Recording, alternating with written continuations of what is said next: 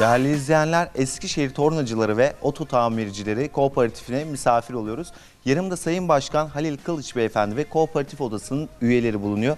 Sayın Başkanım, ilk olarak sizleri tanıyalım lütfen. Evet, Eskişehir'e hoş geldiniz. Eskişehir Tornacı ve Tamirciler Odası şu anda sosyal tesislerindeyiz ve kooperatiflerindeyiz.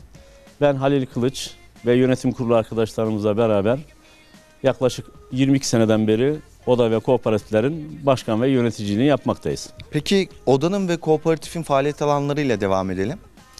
Tabi bildiğiniz gibi Tornacı ve Tamirciler Odası bünyesinde yaklaşık 7 tane kooperatif var. Biz eski sanayi çarşısının kalkacağından dolayı yeni sanayi sitesinde şu anda içinde bulunduğumuz yerlere yaklaşık 3000 adet iş yeri yaptık. 1300 tanesi de devam ediyor. Ama biz bunları hiçbir devlet katkısı olmadan üyelerimizin katkılarıyla yaptık. Şu anda içinde bulunduğumuz sosyal tesisler, işte düğün salonları, kafeteryaları, seminer salonları, muhasebe büroları ve buna benzer iş yerleri olmak şartıyla üyelerimize faydalı olmak için gayret ediyoruz. Peki kooperatifte neler yapıyorsunuz? Tabii kooperatiflerimizde ufaklı büyüklü iş yerleri var. Üyelerimizi aidatlarıyla biraz önce de söyledik yapmaya devam ediyoruz.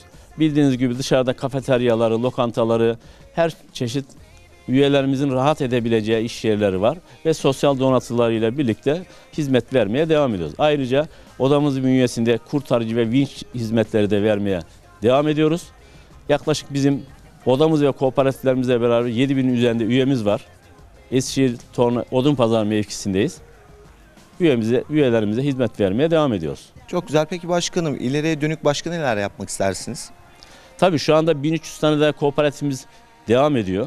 Ama bizim amacımız hem üyemizi iş yeri sahibi yapmak ve şimdi çok yakında konut işine de giriyoruz. Üyelerimize yaklaşık 1000 üzerinde konut yapmak için yer arayışımız başladı.